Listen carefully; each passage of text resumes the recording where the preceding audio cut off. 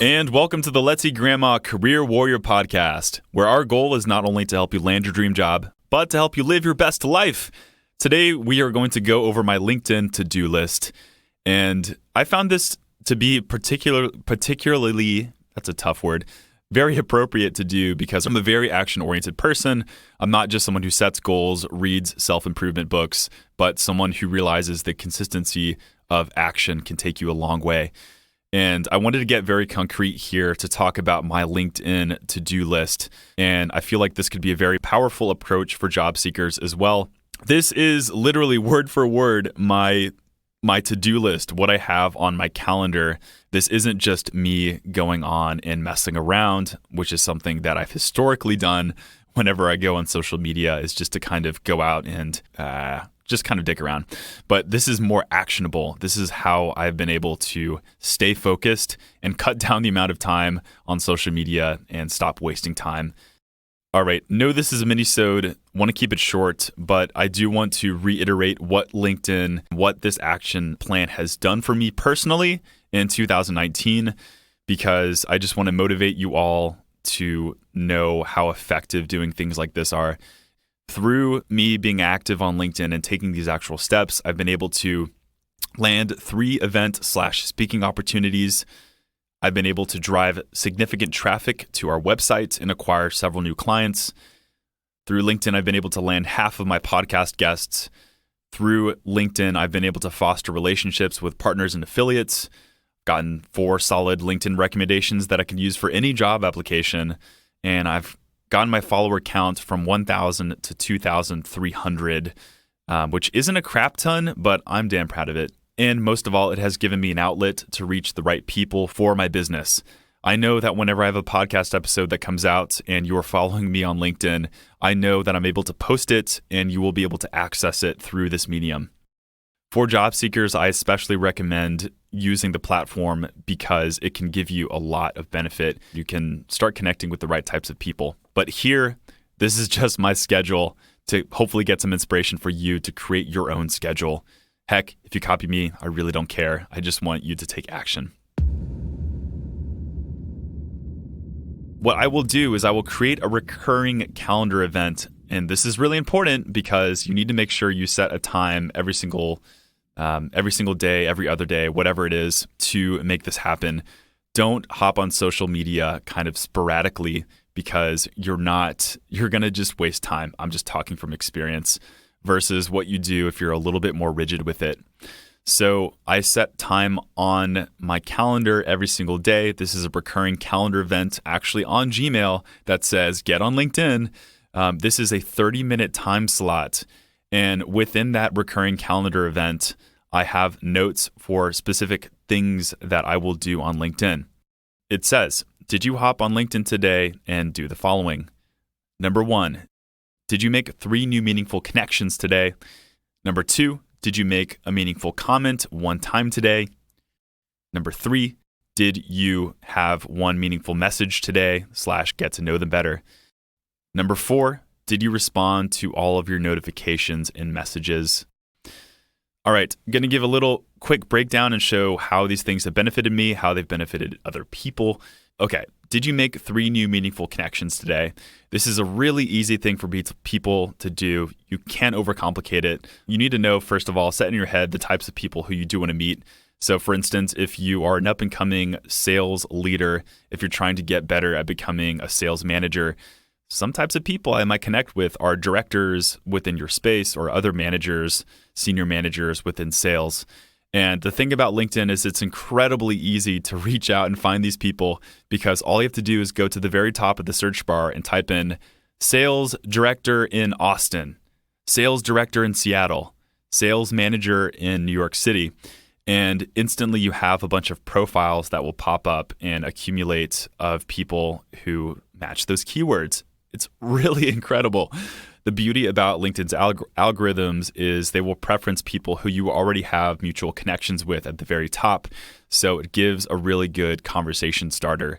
Hey, you know Susie from WeWork? yeah, I also know her, and I'm trying to meet other people in my space so I can get better connected, get more advice, blah, blah, blah, whatever it is. This is a really good thing to do, and it's really easy. I'll tell you that most people who I've sent connections with and have had a good, meaningful message, they have accepted. Second thing I mentioned, and this is often overlooked, is did I make a meaningful comment one time today? Oh man, once I figured this out, this was such a game changer for me. It really was, because most people forget the power of comments, because when people create posts, they're looking for validation. They want to know, they want to get feedback on their posts. But from an algorithm's perspective, if you comment on the right type of post for the right person who has your following, you're just going to engage with a lot of people that way.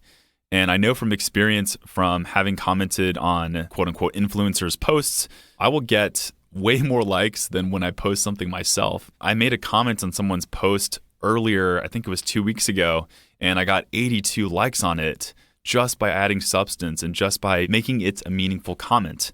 The idea is to create stimulating conversations and to engage with people. The more back and forth, the better. This has done really good things for me. This has, created conversations that actually taught me something. And I'll notice many times I've been able to get connections and get followers just from making meaningful comments. When I say meaningful, don't spend 10 seconds thinking about your answer. Heck, take 5 minutes to really think of a thought-provoking comment or question that you can add at the end of the comment. And this has been really effective for me. All right, so I talk about, did you have one meaningful message today? And a message can be many things. This can be someone who you just made a connection with on LinkedIn. Heck, it can be trying to offer value for someone's life, to send them an article that you think might be of benefit to them. It may be catching up with someone who you connected with back in university years ago, and you just want to catch up. Find one meaningful one-on-one message to make every single day, and you never know where it's going to take you. Like, you literally never know. Like, don't get set on, oh, this guy's going to get me my dream job. Don't have those expectations. Just be open and see where your message can take you.